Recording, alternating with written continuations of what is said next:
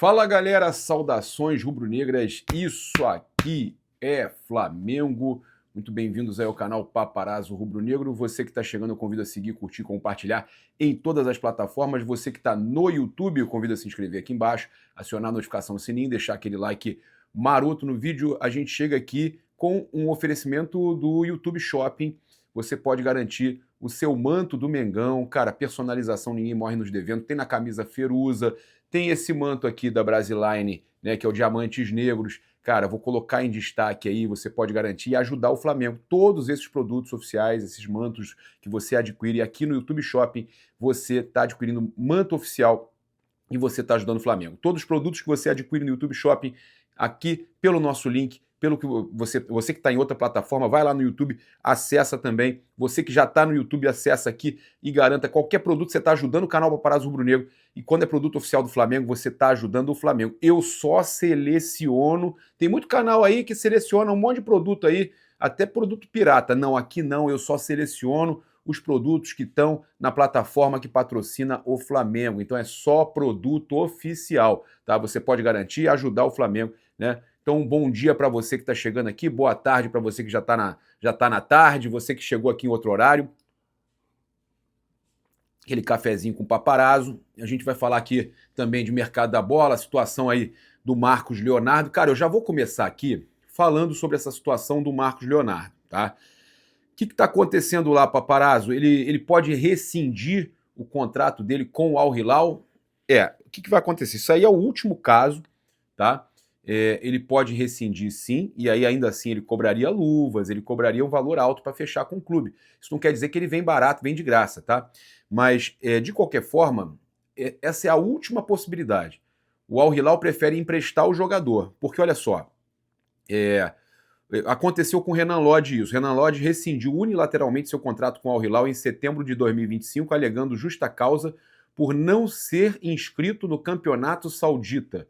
O lateral alegou impedimento de trabalhar e assinou com o Atlético Mineiro para 2026, enquanto o clube árabe contesta a ação na FIFA. Tá? O motivo da rescisão, Lodge foi retirado da lista de inscritos do Al Hilal para a Liga Saudita 25-26, devido ao limite de estrangeiros. É algo parecido do que está acontecendo com o Marcos Leonardo. Por isso eles querem emprestar o jogador. Eles preferem emprestar o jogador para não perder o jogador. Por quê? O que acontece? Se eles emprestam o jogador, o time paga um valor aí, que eles estão querendo 1,5 milhão de euros, pelo que falam, eu acho que é mais, né? E que arque com 50% do salário do jogador. E aí eles não perdem o jogador. Porque se eles não inscrevem o jogador, ele pode fazer o que o Renan Lodge fez, e aí vai ter que recorrer à FIFA e tudo mais.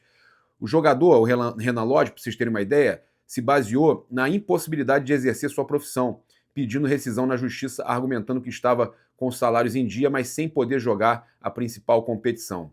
A situação jurídica, Al Hilal contesta a rescisão e busca medidas legais na FIFA, alegando que o contrato era válido até 27-28, o que gera risco de multa e suspensão do jogador. Tá? Destino, após sair, o Lodge acertou com o Atlético Mineiro para a temporada 26. E aí o Clube Mineiro está monitorando a segurança jurídica da contratação. O atleta realizou sua última partida em 4 de julho de 2025 pelo Mundial de Clubes, antes de retornar ao Brasil. Tá? Então, essa situação é o que pode fazer com que o Al Hilal queira mesmo emprestar o Marcos Leonardo. A gente já sabe que, por parte do Flamengo, o jogador tem que querer voltar. Tá? O atacante, é óbvio que o Flamengo quer mais uma opção, mesmo o Flamengo tendo outro perfil. O Flamengo mirava outros perfis, né? Um outro perfil, na verdade, de atacante.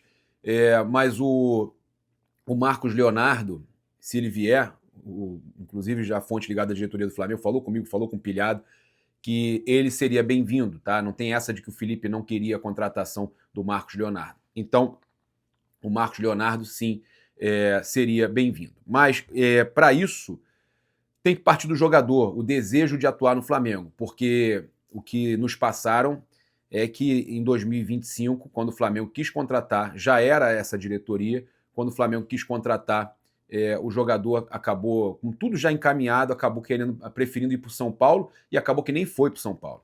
Então, eles entendem que o jogador tem que querer, o staff do jogador tem que procurar e ele tem que querer. Mas tem essa situação sim, tá? Então, a possibilidade aí dele causar algum problema lá com o Al Hilal e o Al Hilal querer emprestar para não perder de graça o jogador e poder ganhar com uma opção de compra, né, com uma venda futura, alguma situação aí ligada à negociação do Marcos Leonardo. Olha só, falando aí de situação financeira, gente, há 11 minutos atrás, uma notícia que é uma bomba no mundo do futebol, que eu falo sempre, né, que a gente tem que tomar cuidado com o negócio de SAF. Esse negócio de SAF é uma loucura, é uma furada. Olha só, o Botafogo saiu do transfer ban, eles estavam comemorando, mas o aporte que o John Textor conseguiu para o Botafogo tem juros altíssimos, porque o seu plano é não pagar, segundo o UOL, tá? A matéria que saiu aqui agora no Planeta do Futebol, tá? Eu não estou inventando nada, tá certo? O aporte de 20 milhões de dólares, 104 milhões de reais na cotação atual, deve totalizar 50 milhões de dólares, 260 milhões nos próximos meses. Olha isso, uma contratação praticamente do Lucas Paquetá. O Botafogo fica num buraco ainda maior. Até mesmo fontes que apoiaram o empréstimo confirmam que os juros são extremamente altos. Além disso, o Botafogo deu como garantia as receitas de vendas de jogadores. Olha o que ele fez, cara. É um negócio da SAF. Não pode vender porque o associativo não deixa vender jogador, mas aí dá jogador como garantia do empréstimo, né? Os juros são altíssimos, né? Quase impagáveis. A estratégia de Textor é não pagar, mas isso não tem a ver com calote. Os aportes foram feitos pelos investidores Hutton Capital e GDA Luma. E o segundo é especializado em ativos podres ou instituições endividadas e tem interesse em assumir o controle dos clubes da Eagle, empresa de Textor. Mas olha quanta confusão, olha quanta loucura, olha o buraco que o Botafogo está se metendo. Na prática, ao invés de devolver o dinheiro com juros, Textor e o Botafogo podem pagar a dívida com ações da SAF. Olha isso. Botafogo vendendo ainda mais a sua SAF. Os investidores passariam a ser acionistas ou até donos da SAF. Meu Deus do céu. Os investidores por trás do aporte querem ser acionistas e controladores da Eagle, trazendo de volta o Lyon. Com a operação avançando, eles poderiam negociar a saída da Ares e da Iconic, acionistas da Eagle que brigam com o Textor pelo controle da empresa e cobram cerca de 550 milhões de dólares, 2,8 bilhões de reais do norte-americano. Esse empréstimo dá mais uma proteção a Textor, isso porque, caso alguém o afaste da SAF e do Botafogo, herdará essa dívida que tende a crescer muito por conta dos juros altos. O cara pegou juros altos para ninguém querer pegar essa situação. Olha isso, com esse movimento, o Textor acaba se tornando uma parte quase que inegociável da solução do caso. Olha só, os comentários aqui. O problema é que isso significa que ele vai entregar do clube recebendo um valor bem menor, né? Ao invés de vender 50 milhões de dólares em ações, agora esse valor vai ser bem maior por causa dos juros e os caras pagaram só os 50, né?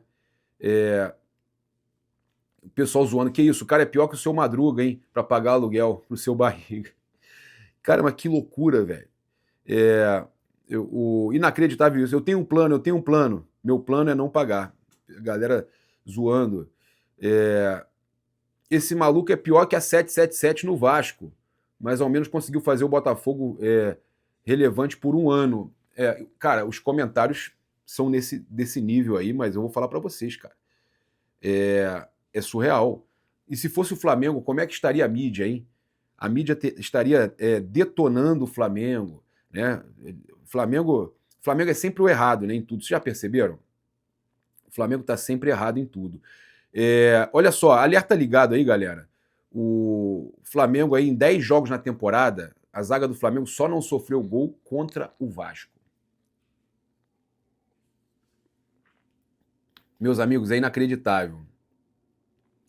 Flamengo 1, Portuguesa 1, Bangu 2, Flamengo 1, Volta Redonda 3, Flamengo 0, Flamengo 1, Vasco 0, óbvio que tem a galera do Sub-20, aí Flamengo 1, Vasco 0, o único jogo que o Flamengo não tomou gol, Fluminense 2, Flamengo 1, São Paulo 2, Flamengo 1, Flamengo 0, Corinthians 2, Flamengo 1, Internacional 1, Flamengo 7, Sampaio Corrêa 1, Vitória 1, Flamengo 2. O único jogo que o Flamengo não tomou gol foi contra o Vasco. Nos 10 jogos, o Flamengo sofreu em 9. Ao todo, foram 15 gols sofridos no período, com média de 1,5 por partida. Meus amigos, é uma média muito alta. E tanto contra o Internacional quanto contra o Vitória, o gol saiu de um passe errado do Lucas Paquetá. E o Felipe não passou pano. Não passou pano. Inclusive, explicou que o Lucas Paquetá não está jogando ali fora de posição ou na ponta direita, está jogando como jogava no West Ham. E eu vou dizer que eu preferi o Paquetá jogando como ele atuou contra o Sampaio Corrêa. Mas a questão do Paquetá não é só posicionamento. Ele realmente ainda não conseguiu encontrar o seu futebol. Está muito afoito, o próprio Felipe já falou sobre isso. Agora, a gente teve, né, eu vou falar aqui sobre essa questão, eu acho que é importante dizer, o Felipe, inclusive vou pegar aqui, olha só, sobre a questão do Paquetá. Ele, Paquetá, não joga de ponta, ele joga de meia. Ele marca de ponta, mas ele joga de meia. É o que eu falei ontem, que ele estava marcando o lateral. E que isso me incomodou ver o Paquetá marcando lateral ali e o Paquetá não funcionando. E aí o Felipe explica, como se fosse a mesma função que ele jogava no West Ham, um meia no 4-3-3. Tínhamos um Royal como jogador na ala. Jogo com 2 volantes lado a lado normalmente, não precisamos de volante, precisamos de meia. Ele foi o escolhido, tá? Então, o Felipe explicando essa situação aí do Lucas Paquetá.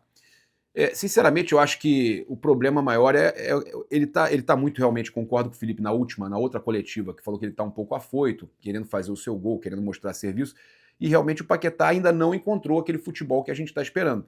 Contra o Sampaio Corrêa não é parâmetro, né? Mas a gente realmente está esperando um futebol muito maior de um jogador de 42 milhões de euros, essa é a realidade. Assim como o Pedro também não vem conseguindo. Ontem eu até acho que ele lutou bastante, mas não está conseguindo jogar, né? Jogou contra o Sampaio Corrêa e volta a dizer, não é parâmetro. Então a gente está esperando muito mais do Pedro, muito mais do Lucas Paquetá. E olha, a gente tem aqui também para falar com vocês que o Rossi segue se destacando aí, tem 150 jogos pelo Flamengo e já enfrentou 26 penalidades, sofreu apenas 14. Foram 10 defesas, além de uma cobrança para fora e outra na trave. Então o Rossi tem aí muitos pênaltis perdidos contra ele, né? Outro dado que chama a atenção é a leitura de jogo. O Rossi acertou o lado da batida em 65% das cobranças. No duelo contra o Vitória no Barradão, ele voltou a escolher o canto certo e defendeu o pênalti de Renato Kaiser, evitando o empate e sendo decisivo para o resultado. Informação aí do GE. Então, 65% das vezes o Rossi acerta o canto, né? É um goleiro espetacular. E eu quero falar aqui sobre a declaração do Felipe com relação ao Rossi, né? O Rossi vive um momento extraordinário, fez uma temporada incrível ano passado, jogando praticamente todos os jogos, um grande momento e se espera sempre que o goleiro faça o simples e o seguro, mas quando faz uma atuação dessas, temos sempre que reconhecer o nível e o momento dele. Felipe aí elogiando demais o Rossi, né? O Rossi na saída falou, ó, olha só. Primeiro 3 pontos do ano, o campeonato brasileiro. Continua, só fica continuar trabalhando, que sábado temos um jogo muito importante. E essa defesa? Ajuda o time a ganhar e isso é o mais importante.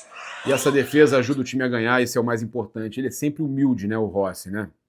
E o Flamengo postou a imagem da defesa do Rossi. Olha isso. Olha como ele acerta o canto. Olha lá. Muito bom, cara. Que goleiraço. Que goleiraço. Acertando o canto aí, cara. Pô, é espetacular. O Rossi realmente um goleiro extraordinário. Cara, muito feliz de ter o Rossi no Flamengo, mas eu também muito feliz de ter o Eric Pulgar. Olha só, olha o que o Flamengo postou, olha esse gesto lindo do Eric Pulgar. Olha aqui. Não foge, não foge. Que golaço, moleque. Que golaço, hein? Ele deu 10 casas para desabrigados lá no Chile. Deu a camisa pro jogador do Sampaio Corrêa que não tinha como trocar. E olha só. Olha só. Tirou a camisa. Imagem da Flamengo TV. Pulgar, Pulgar, Pulgar. Olha, escolheu a criança ali, ó. Entregou. Aí viu que a camisa foi pra criança, ficou todo feliz, olha lá. Esse é o Pulgar, né? Firme no campo, mas um coração fantástico. Olha só, eu agora vou redirecionar você para o nosso próximo vídeo. Eu cortei em 2, né, o vídeo, para ele não ficar muito grande. Então a gente estreia um vídeo, você é redirecionado para o próximo, tá? Então são 2 vídeos aí de aproximadamente 15, 16 minutos, para você não ficar num vídeo muito longo. Daqui a pouco, se você quiser deixar também salvo aí, assistir mais tarde, você pode assistir, mas você vai estar sendo redirecionado agora para o próximo vídeo, tá? Para você acompanhar aqui no canal Paparazzo Rubro Negro.